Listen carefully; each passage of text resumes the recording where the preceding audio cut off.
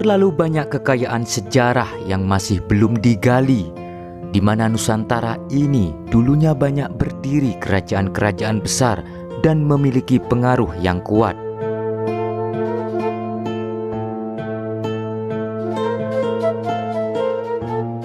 Seperti di Jawa Timur misalnya, yaitu dimulai dari Kerajaan Mataram kuno, Kahuripan, Singosari, dan hingga Majapahit.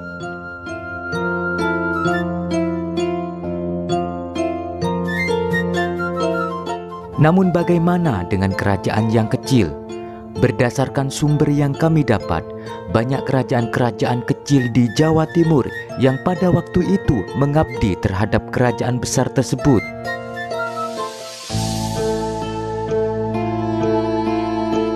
Sebagai contoh misalnya, Kerajaan Winongan dan Kerajaan Sirsorangan di Pasuruan.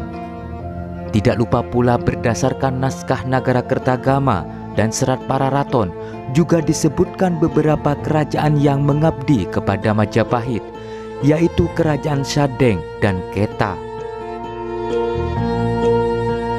Kali ini kami coba angkat Kerajaan Sadeng yang dari beberapa pendapat sejarawan serta para peneliti, kerajaan ini memiliki wilayah kekuasaan di sekitar Kabupaten Jember dan Bondowoso dengan ibu kota kerajaan di wilayah Puger, Jember, Jawa Timur.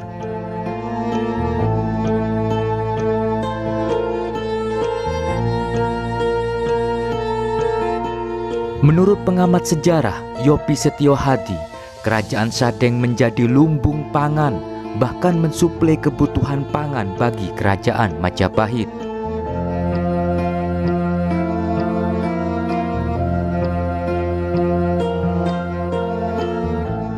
Kita akui bahwa literatur tentang Kerajaan Sadeng ini memang tergolong minim dan juga terkesan minor, karena yang banyak kita ketahui dari Kerajaan Sadeng adalah seperti kutipan naskah Nagarakertagama atau yang dikisahkan oleh Pararaton, yaitu soal pemberontakan Sadeng atau ekspedisi Pasadeng yang kemudian berhasil ditumpas oleh pasukan Kerajaan Majapahit yang terjadi pada tahun 1331 Masehi. Padahal Sadeng memiliki makna strategis dalam menopang Kerajaan Majapahit.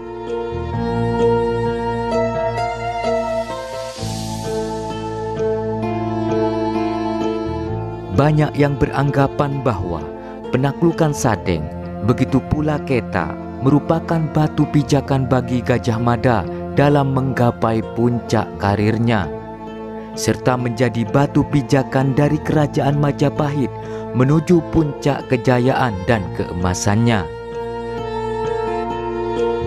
Keberadaan Kerajaan Sadeng yang terletak di sekitar muara Sungai Bedadung yang memiliki potensi sumber daya alam yang lengkap dan merupakan lumbung pangan telah ditulis secara parsial oleh beberapa peneliti pada masa Hindia Belanda seperti Berg, Keren, serta N.J. Krom.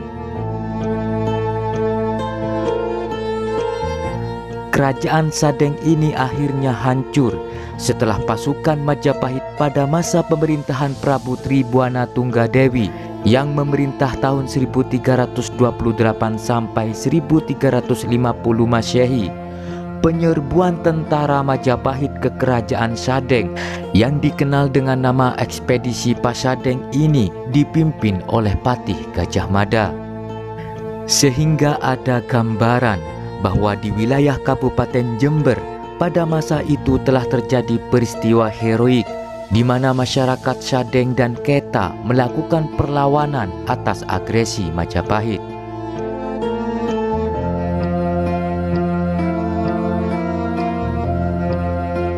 Kerajaan Keta ini misalnya, yang merupakan nama suatu wilayah vasal yang terkenal pada zaman Majapahit, yang juga melakukan pemberontakan bersama-sama dengan daerah Kerajaan Sadeng pada waktu itu.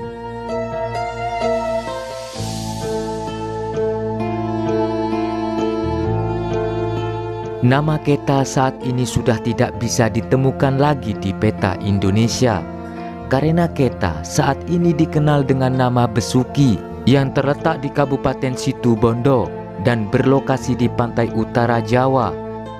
Sedangkan nama Keta telah digunakan oleh daerah yang mana lokasinya tidak jauh dari Besuki, dan Keta telah berubah nama menjadi Ketah, yaitu nama satu desa yang berada di sebelah timur Demung, yaitu perbatasan Kecamatan Besuki dan Kecamatan Suboh.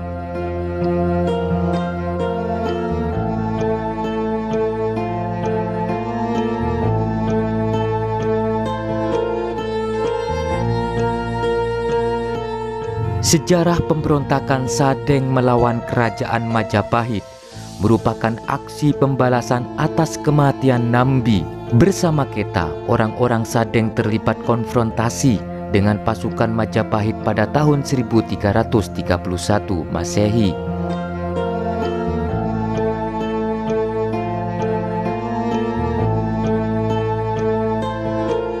Pada masa awal berdirinya Majapahit tahun 1393 Masehi, Dyah Wijaya bergelar Kertarajasa Jayawardana mengangkat Nambi menjadi Rakyan Patih alias Perdana Menteri atau Mahapatih pertama di Majapahit.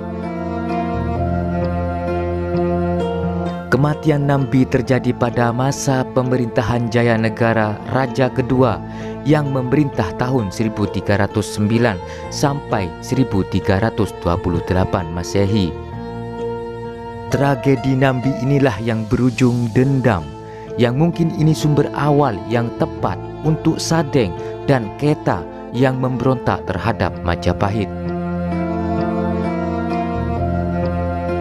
Kematian Nambi terjadi di Lamajang pada tahun 1316 Masehi atau 15 tahun sebelum terjadinya pergolakan Sadeng.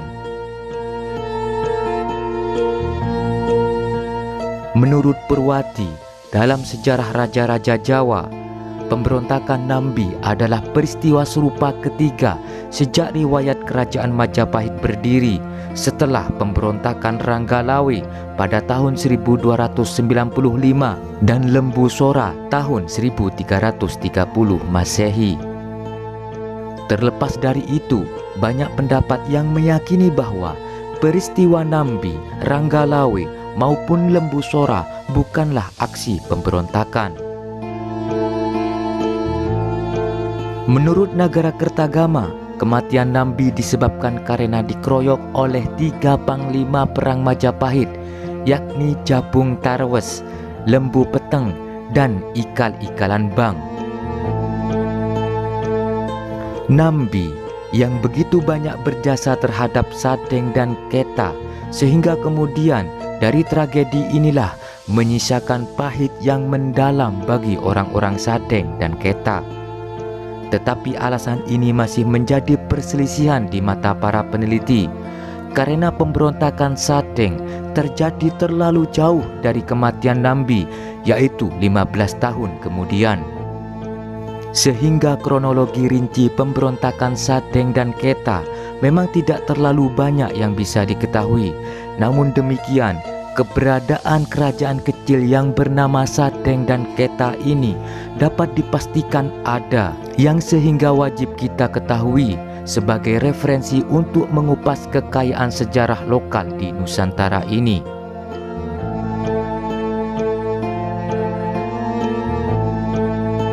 Kemajuan suatu bangsa tidak lepas dari sejarah bangsanya, dan bangsa yang besar adalah bangsa yang menghargai sejarah bangsanya.